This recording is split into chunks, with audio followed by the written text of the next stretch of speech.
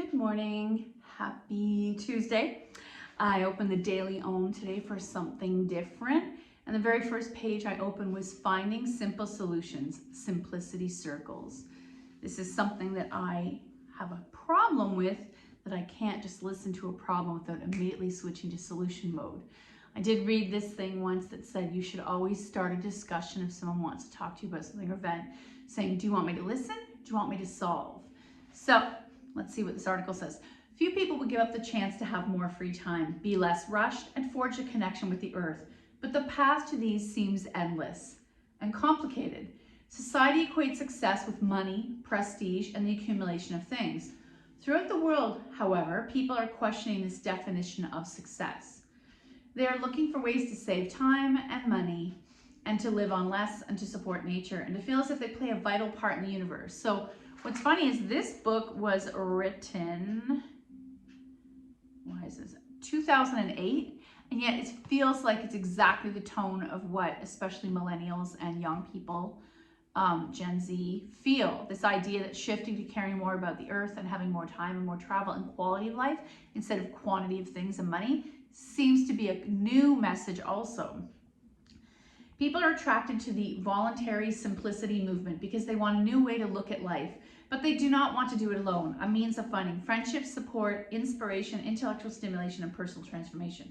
Simplicity circles bring together those individuals who want to discover the good life. I've never heard of this. A simplicity circle is a unique form of conscious learning that helps people reject excess consumerism, competitiveness, and commercialism. I hope this isn't a cult. In favor of creativity, harmony with the earth, and community. As participants discuss voluntary simplicity, they analyze their experiences and those with others. This allows them to make informed choices about what to purchase, how and where to work, how to slow down, and how to enjoy life. But participating in a simplicity circle is more than a learning experience, and the discussions often go beyond the primary topic of rejecting the consumer culture. These gatherings are a form of gratification in which you are recognized and accepted for your heart and soul rather than the images of success put out by society. Those who participate in simplicity circles have diverse reasons for doing so. Some are searching for meaning in their lives, others question the way humanity treats the earth, and many are seeking other like-minded people who have chosen the same lifestyle. The ultimate goal of each circle is to understand the life of the interdependent. Joining can be a powerful motivator, etc. What I like about that is, guess what? I feel like social media has literally just taken that to the next level. We're able to find our tribe. I don't know if that's a politically correct phrase anymore, but you're able to find like-minded people, whether you choose to interact with them online or in person. There is a group or a search for that anywhere. And so instead of feeling like you're alone with these ideas or ideologies, you now can search out other people. I chose to pick an animal today. Let's see what we're gonna have. Whale. Maybe we'll do oceans themed things. And let's see what it says. Whale says, honor your soul's purpose. I like that. But quite often you might spend your whole life trying to find what is your soul's purpose, your dharma. Let's see. It's time to stop fooling yourself and get moving towards your path. Pay close attention to the subtleties of your experience and listen very carefully to the urgings begging you to honor the deepest truth of who you are. So maybe you need to sit down and write down what things you care about. You know, we ask young people to go and do aptitude testing through guidance counselors at school. Maybe you need to find one for yourself as an adult. Every experience up to this point in your life has shaped you, and even the lives you've lived before, if you believe in karmic influence, also shaped you. At this point, you can no longer live your life driven by your ego, instead to consciously and consistently attune to your most profound sense of self and align with what the universe wants you. It takes courage and faith to dive into these depths. Interesting.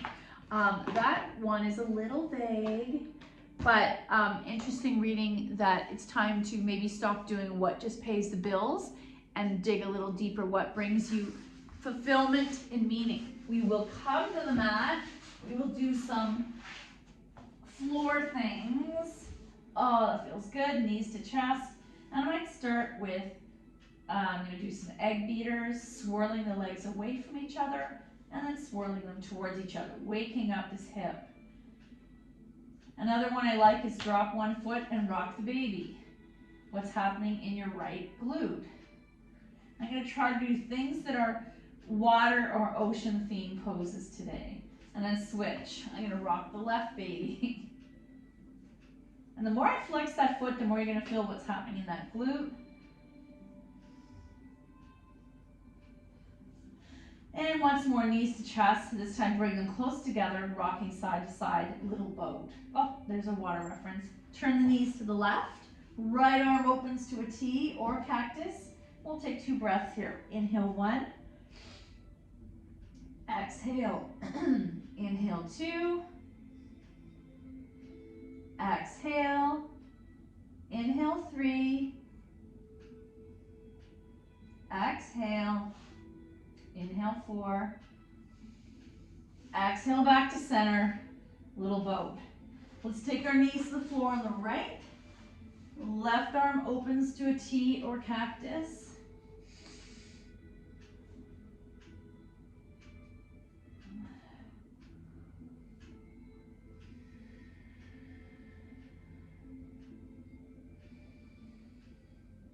Back to center. Little boat. Right leg in, left leg slides straight. Point and flex. Left hand takes right knee over. Single leg spinal twist. Center, little boat. Left leg in, right leg straight.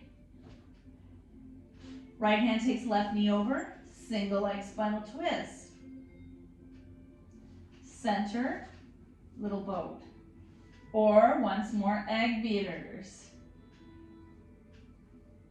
I'm going to take the knees wide. You're either holding the inner knees or pressing the knees away from center. Ankles are dangling and relaxed or flexed.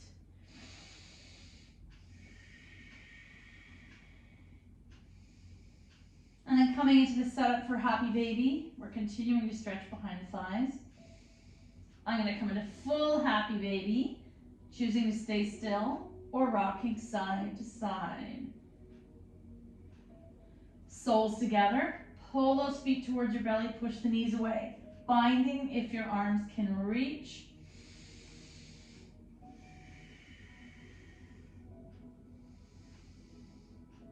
And let's take the floors to the feet to the mat.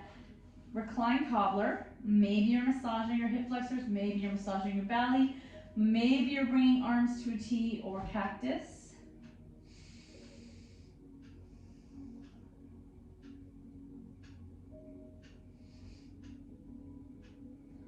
Close the legs, feet in the air, and I'm going to point and flex a few times, fan out the toes, roll out the ankles. Legs wide, and I'm going to stay here for 5 breaths. I really love this passive stretch. Things happen when you're not forcing it. Inhale 1. Exhale. Inhale 2. Exhale. Inhale 3. Exhale. Inhale 4. Exhale. Flex for the final one. Super intense. Inhale 5. Exhale, close the legs. Point and flex in the air and fan out the toes. Maybe you'll make a fist with your feet and spread the toes. Fist spread. I'm going to support the right leg, keep it in the air. Left leg lowers. We'll massage the right leg. Strap to the ball of the right foot. You always have a choice. Staying here as is, stretching the Achilles or the hamstring by pulling down, or stirring your leg within the hip. And acknowledge that connection between tight hamstring, tight hip. Locking up everything, so we want to liberate it. Both straps in the right hand. You're going to take this out to the side, left arm to a T and pause.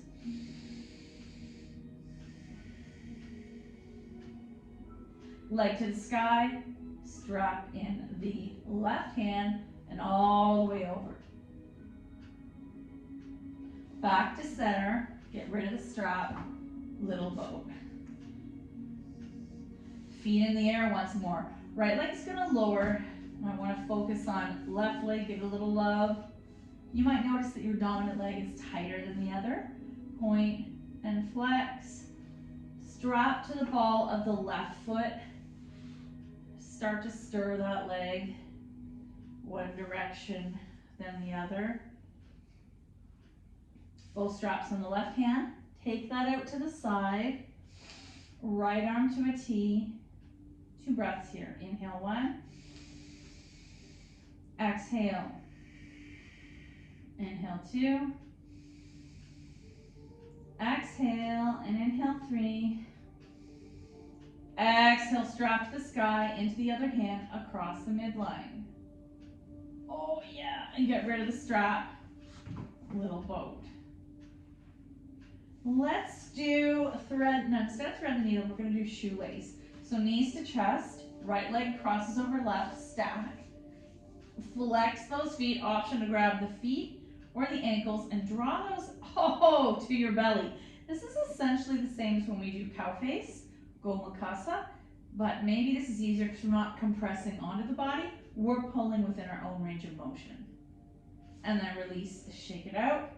Knees stacked, left over right. Grab whatever you can and pull it in. And shake it out. Rolling onto your side, press yourself up. Now you ready?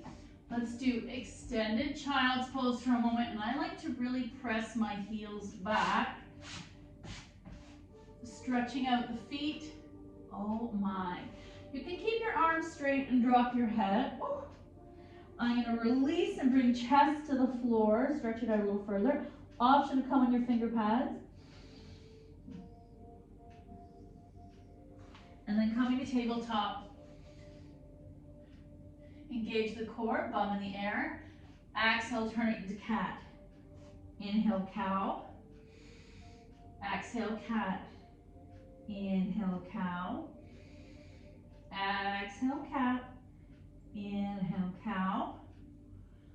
Exhale, cat. Tuck your toes. Walk into a forward fold and let yourself go. Option to grab those big toes, let your head go. Option to grab your elbows. Arms wide, rise, reach up. Exhale, fold, swan dive. Half back, plant, and come all the way down, sleeping cobra. Coming up into baby cobra, press back, downward dog. Option to pedal alternate feet.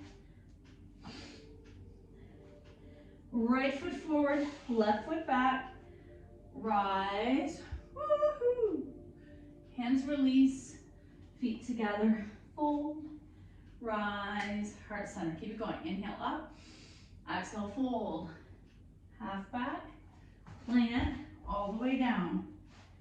Cobra, dog, pedal. Left foot forward, right foot back. Rise, release, feet together.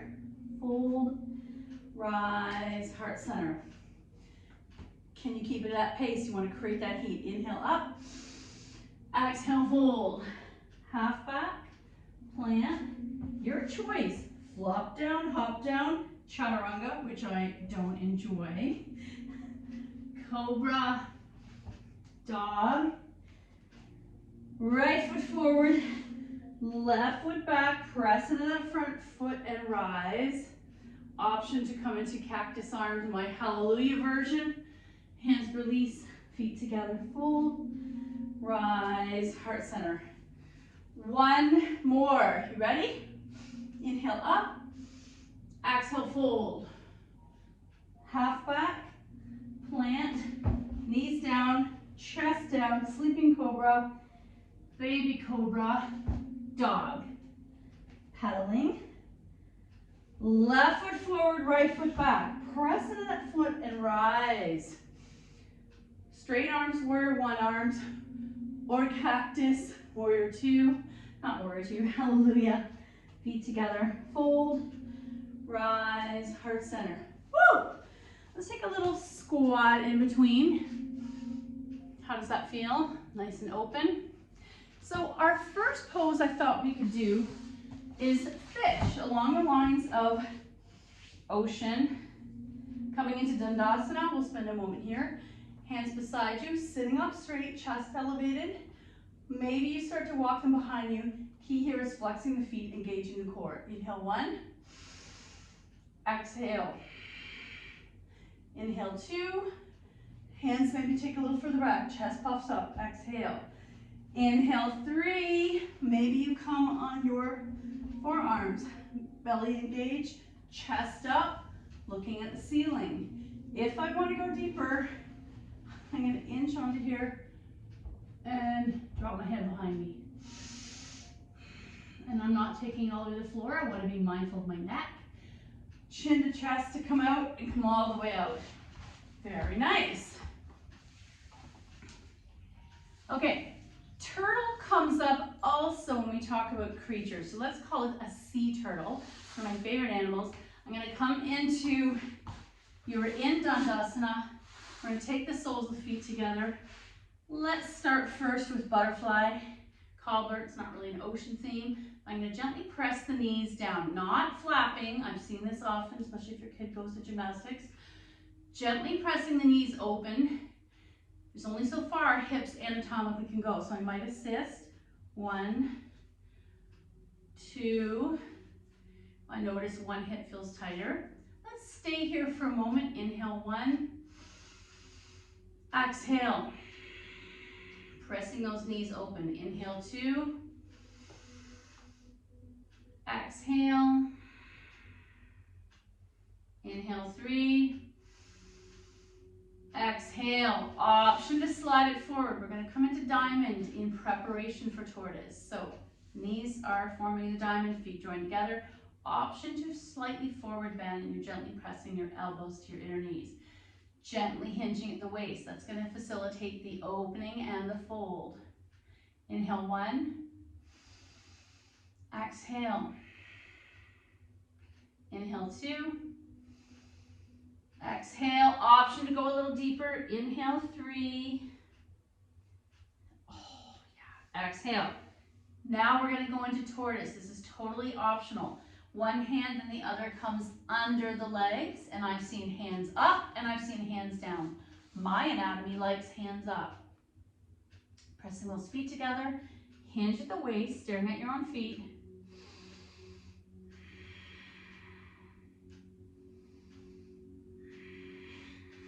Let's stay here for 5 breaths. If nothing's hurting you, you're going to let gravity gently fold you inwards, sort of like when we do dragonfly. Inhale, 1.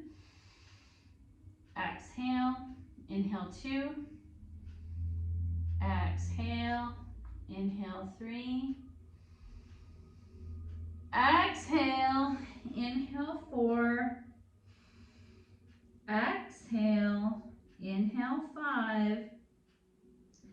Exhale, come on out. Roll out the ankles. Let's do another quick Dandasana. Hands to your thighs this time. Elbows hug in. Shoulders relax. Inhale, 1.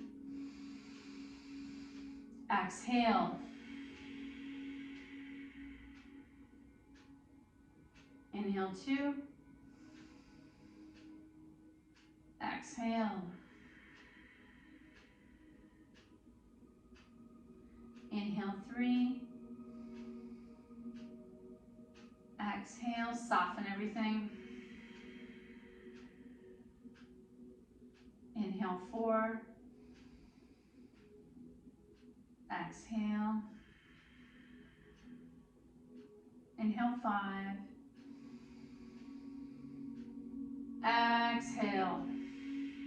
So I want to do that a little bit deeper using our imaginary beach ball for our ocean theme. Coming into Dandasana, legs are flexed, arms come on up if that's available to you. If your shoulders hurt, maybe your beach ball is here. If your shoulders are comfortable with this, you're above the head, biceps beside the ears, and we're squeezing imaginary beach ball, belly engaged. Let's take 2 breaths here. Inhale, 1. Reaching out through those fingers, but squeezing the center. Exhale. Inhale, 2. Exhale, and here's where the fold comes. I'm passing this beach ball to somebody. I'm not gonna go right down, but within my own natural range of motion. Oh, that might be it. Inhale 1. Exhale. Inhale 2. Exhale, release. Whew. Okay. Another pose that comes to mind when we talk about the ocean is the swimmer. Coming onto your belly. Let's start in a true sleeping cobra. Forehead down. Hands beside your chest, elbows hug in, press those thighs together, feet are untucked, press the inner thighs together, toes are, everything's untucked, so I'm pressing the tops of my feet down. 2 breaths. Inhale 1, engage the glutes, exhale without losing the engagement. Inhale 2,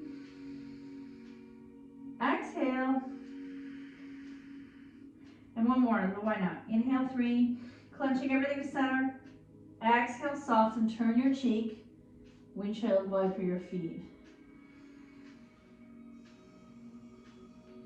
Okay, back to here. Now we're going to take it a little further. This time my arms are in front of me. Once more, we're holding that imaginary beach ball. If you can't do this with your shoulders, you can bring them back. Squeezing the imaginary beach ball, feet root down. Press the palms imaginarily into the ball. 2 breaths. Inhale 1.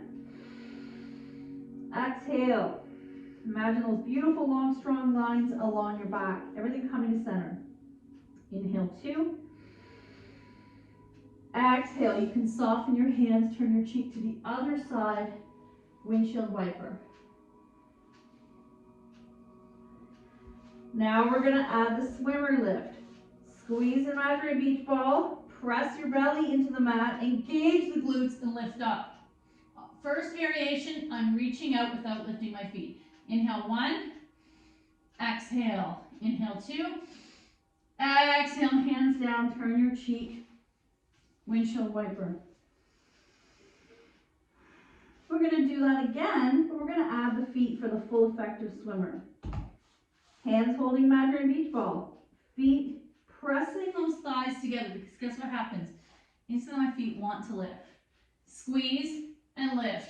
Squeeze and lift. Option to hit hands out like you're Superman, or I like to squeeze the imaginary beach ball. Bum is engaged. Exhale, hands down, turn your cheek, windshield wiper. And as a nice bend aside to this pose, let's come into fetal position to relax your lower back. And press yourself up. So, of course, we're going to do dolphin. You know I love dolphin. But to prep the opening of my shoulder girdle, I think we should do reverse table, which is also called crab. Coming onto your bum, knees are bent, hands behind you. I like to take my hands facing my bum. Some people prefer the other direction, and I have seen some of my teen students in particular do it sideways. Normally, we are not interested if you cannot stack the bones for proper alignment, but if for some reason your wrist cannot face forward or backwards, then that's it. Okay, feet are about 1 or 2 fists width apart. I'm going to press into my palms, belly engage, bum engage, head in line with my spine. And this is a crab. Inhale 1, exhale. Inhale 2, push the floor away. Exhale, let's do one more. Inhale 3. Exhale, release, and I know some of you really don't enjoy that on your arms. Shake out your hands. Sometimes in class, to make that pose a little more attainable for some people's bodies, you'll stack 4 blocks together and you'll sit on them and then come into the shape. Sometimes we will put a strap under your bum and your hips, and someone standing above you will help lift it up, almost like a harness. It's often the weight of our strong, beautiful, bony pelvis that's dragging us down. Okay, that leads us, so we focus on the opening of the chest there. Let's come into tabletop, come into Sphinx. Shoulders are, actually, I want to do it towards you, but I think my shirt is falling down. So, and I go in further back here. This is what it looks like in the arms, shoulder width apart. I'm going to grab a block because that keeps me honest. Palms root down, elbows root down. Knees under hips, and let's go forward and back a few times, almost like a shoulder lubricator.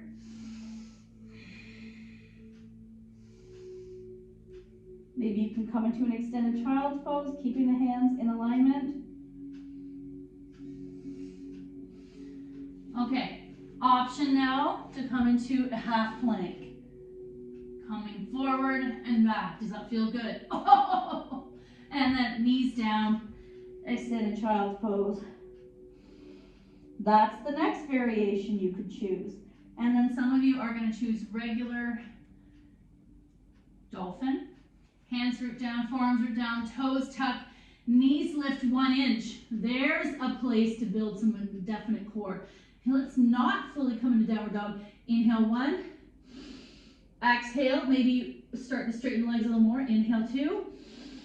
Maybe you fully straighten them, but I'm on the balls of my feet, walking those feet in, forward and back, if there's room in your shoulder girdle. And then come on out, extended child's pose.